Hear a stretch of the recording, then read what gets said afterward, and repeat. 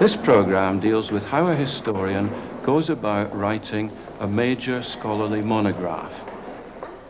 In this case, English Landed Society in the 19th Century, published in 1963, but as the standard authority on its subject, still available in paperback. We have the footnotes on practically every page, the bibliography, which takes up almost 10 pages. Excellent guidance, if you know how to use them, to the evidence on which the book is based, and indeed to the immense slog, the sheer labor which lies behind a work like this.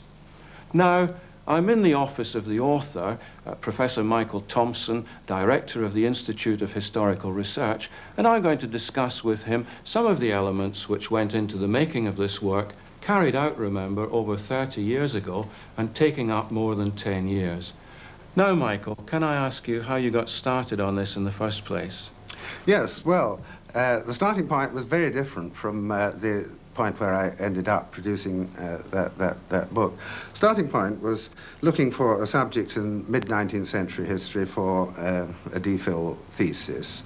And what I thought I would do, with the encouragement of my first supervisor, who was Asa Briggs, was, as it were, add a footnote to what at that time was assumed to have been the decline and fall of the landed interest, which set in about 1832, and the particular topic that I started out to investigate was that of radical reformist attacks on the system, mainly the legal system, under which the landed interest, the aristocracy, the large landowners held their estates and their property. A copyright library such as the Bodleian in Oxford ought by law to receive all printed primary sources. But in the 19th century, publishers of pamphlets often didn't bother, so we're really very lucky to have this special collection of 40,000 items begun by the Reverend Charles Godwin in the 18th century. So, Michael, how did you get started? Well, I myself was looking particularly for statements of the radical criticism of the land laws and of their argument that it was the nature of the land laws which artificially preserved the power and wealth of the aristocracy. And here is a good example, an 1855 pamphlet by James Beale on free trade in land. And then, in fact, you got absorbed in the position of the landed aristocracy itself. What sort of printed sources would one use to establish the position of the landed aristocracy? As it happened, a bridge that I myself crossed between this kind of polemical literature and looking at individual aristocrats, individual estates, was this treatise applying the ideas of liberal economics to the management of landed property. A handbook, as it were, by Francis Cross, Landed Property, its Sale, Purchase, Improvement and Management of 1857, much used by land agents and by some landowners. I sometimes think historians neglect the common or garden newspaper, such as even the Times. That indeed may be so. I got onto the Times when I got interested in having a look at those landowners who actually went bust. And the Times carries very valuable information in the form of reports of bankruptcy court proceedings.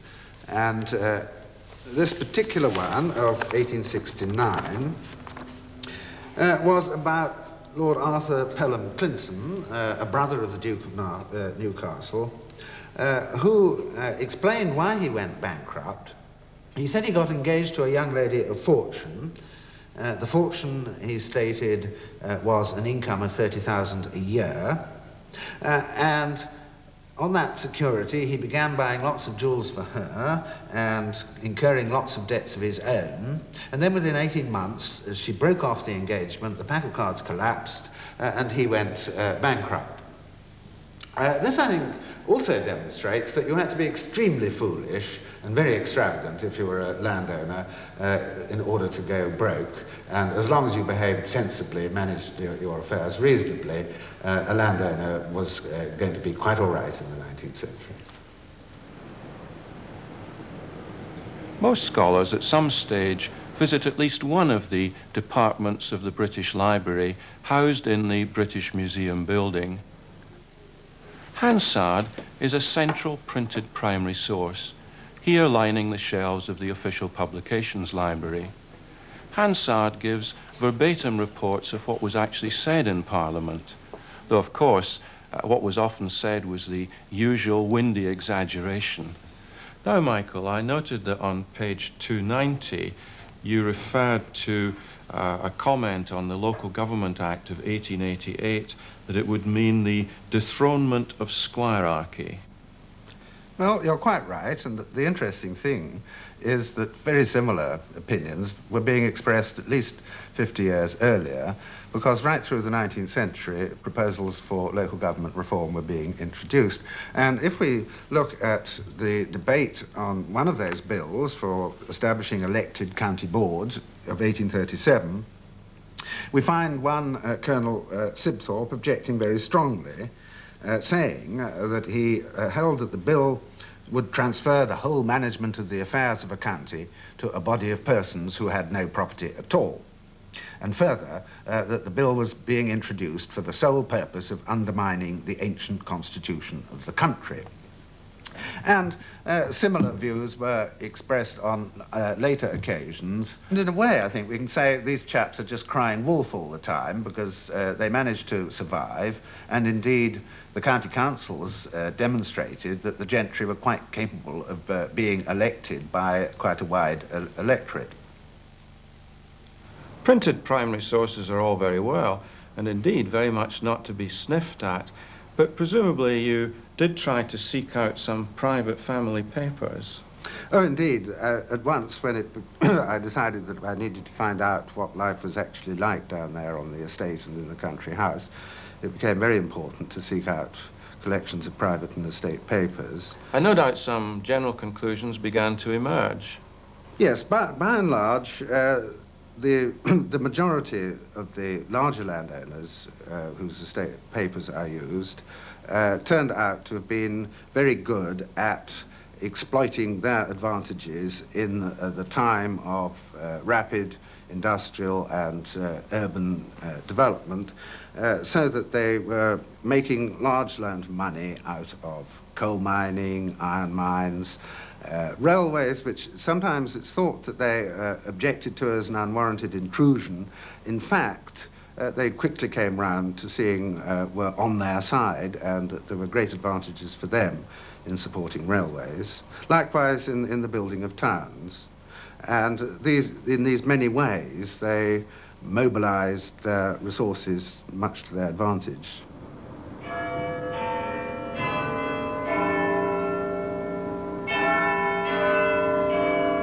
We're in one of these excellent county record offices which contain valuable private collections.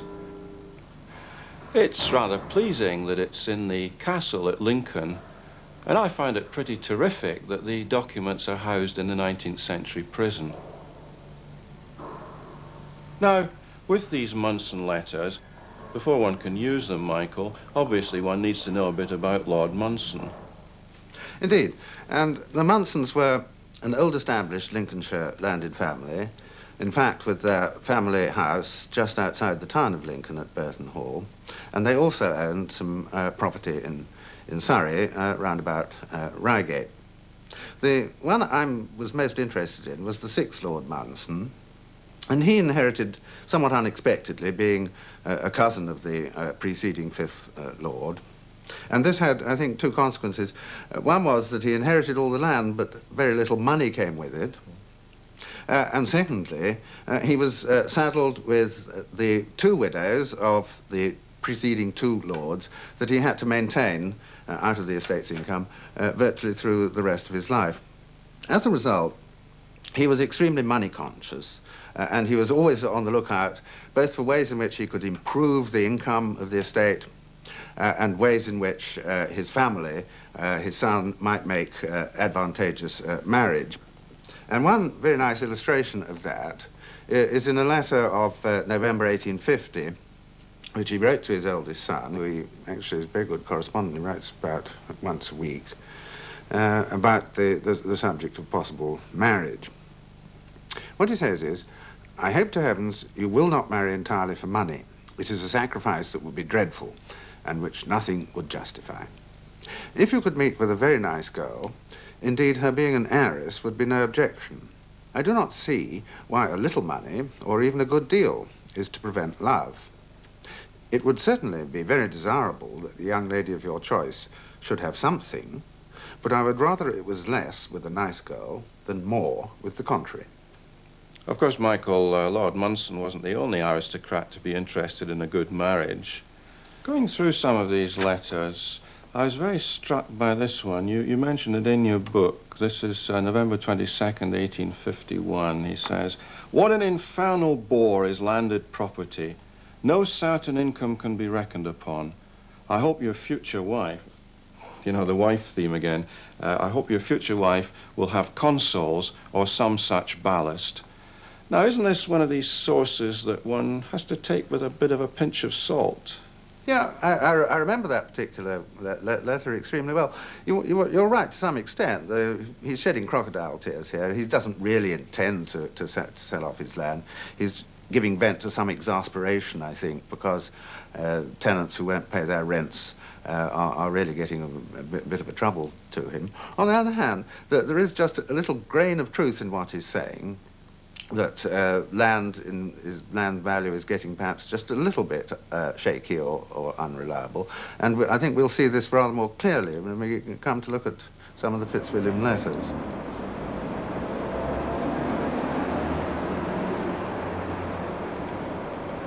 We're now looking at some of the papers from Lord Fitzwilliam's Wentworth Woodhouse estate, housed in the Sheffield Central Library. Now, my understanding, Michael, is that land in the 1840s still retained very high prestige, but as an immediate source of income, it was giving way to some industrial investments. Yeah, and if we pick up this letter here, we've got a very good illustration of that point.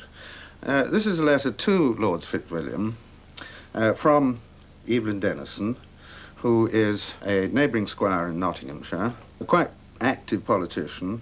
Subsequently, he was to become Speaker of the House of Commons, in fact, and a source of up-to-date information from the centre of affairs. And one of the interesting things he says here, which is very apropos, is now a word about that expensive luxury land. This is about to become infinitely more expensive than ever, so great a luxury that many now in possession of it will be obliged to resign it. And he means there that the income in rents is probably going to fall in the aftermath of repealing the Corn Laws. And he continues that he is going to sell some of his own land in County Durham, giving as a reason, because I don't think it worthwhile to keep a security paying 2% when I can get an equally good one paying 5%. And that is a clear reference, I think, to an investment in railway shares, for example. Of course, a researcher isn't insulated in his own time capsule. While you were doing all this work, there must have been other people researching and writing in similar fields. I mean, how about this guy, David Spring? Well, yes, the whole process, from my own point of view, from start to finish, took perhaps 10 years or so, and in that time, lots of other people were engaged in research and publishing new work, and one of the things one has to do is to make sure you keep up to date with what's coming out relevant to your own interests. David Spring was working much more directly in the same territory as I was. At the time, we had something of a rivalry. It turned into a fairly friendly rivalry. I think this is beautifully illustrated on page 290, where, if I may say so, I think there's a very well-put summary of the continuing importance of the landed aristocracy. And I notice, you know, that the footnote references bring together Spring's work, which you've just mentioned, and these letters that we've seen in Sheffield and in Lincoln. Now, what I wanted to ask you, though, was we've been in county record offices. Surely you must have gone to the actual homes of some of the aristocrats. Oh, indeed, and the very first one I started off at, one would hardly call a home. It's an enormous castle. It turns out to be Victorian mock in many respects, but a great feudal castle guarding the borders with Scotland, Alnwick Castle in Northumberland, which was the first major set of papers, those of the Dukes of Northumberland, which I tackled in my days as a postgraduate. You mentioned the rebuilding of Alnwick Castle in the mid-19th century, and early in the book you do say a little bit about it. What sources did you use for that? The main thing we've got is a building account ledger for the castle, and inside it what we have is an abstract of the expenditure for the entire period, which gives you details like the architect's fees and also the amount spent on bell hanging, Italian carvers, details like that, and at the end totals it all up. So we can see that in all something over £320,000 was spent on this operation in a period of about half a dozen to 10 years. And I think there was a bit of a celebration at the end, wasn't there? That's right. When the building operation was completed, great entertainment was laid on. It's recorded in the volume of business minutes, which I'm now looking at. A great celebration for tradesmen and workmen, 640 in number, and a rather splendid account of this was given in the local paper, and a cutting was taken, and it gives us a wonderful description of all the works which have been done, particularly concentrating on the marvels of the kitchen, which was a masterpiece of its age, with all sorts of wonderful new kitchen devices. What I liked in the book was the way that, having referred to this cutting early on, much later at the end of chapter 10, you use it for a slightly different purpose. That's right. It's redolent of the social atmosphere on the Duke of Northumberland's estate at that time. And we have the account here that when all the guests, 640 in number, were seated, the band ceased, only to break forth afresh in the strains of the Chevy Chase. The Duke, bearing on his arm his Duchess, approached by his special private entrance, and as of yore, his presence was announced by the bold yet plaintive notes of that tune. And then at the end of the dinner, toasts and speeches were given, and the constable of Alnwick Castle, Mr. Holland, concluded his speech proposing the toast of the Duke by reciting a rather lovely poem which expresses a lot of the emotions of the time. And it goes like this: "Ready in times of war or peace to rally round our generous chief, those relics of the feudal yoke still in the north remain unbroke. That social yoke with one accord that binds the peasant to his lord. The Percy has with care and pains upon his lands preserved those claims, those sacred links, though worn, endure, the links that bind the rich and poor." And of course you quote an abbreviated version of that in page 290 of the book. And this is rather a good example of the unwitting testimony of that document. It's ostensibly about the celebration, but it does unwittingly bring out, as you said, the atmosphere of the time, almost the continuing feudalism in the northeast. And it shows also how a very tiny little document like this, you can really squeeze a lot out of it. Whereas, of course, other types of documents absolutely overwhelm you with their volume. And with these business minutes, I believe there are over 100 volumes just covering the period which you were studying. So I imagine you didn't just jump into them. What one does, I think, two things. You get the feel of the kind of thing recorded by going through the first half dozen volumes right through.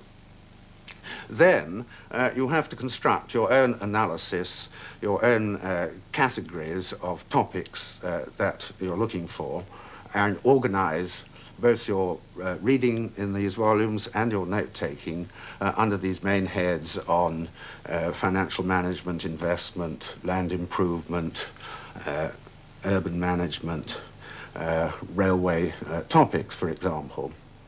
And on railways, I'd like to take a look at this volume, which is volume 9 of the Business Minutes. And here we see the proposals for constructing a coal dock on the River Tyne as a terminus for a railway in which the Duke of Northumberland was interested, and his own marginal comments on the different propositions which are being laid before him, including that if this is agreed by the conservators of the River Tyne, I shall be prepared to meet the public improvement at the Hay-Hole, that's the name of the place, in a most liberal manner, initialed N. Marvellous.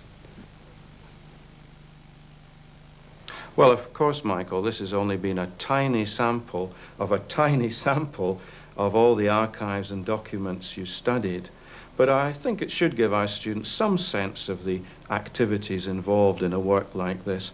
But how about the problems of writing it up? Well, research is not simply a matter of scurrying around and acquiring a whole lot of data and information. Once you've got hold of the information, it has to be processed, it has to be thought about and arranged in order to illustrate points and generate and support arguments. And the first stage in this was writing a thesis, a DPhil thesis, as I mentioned earlier, and that in itself was the preliminary phase of organizing and arranging material.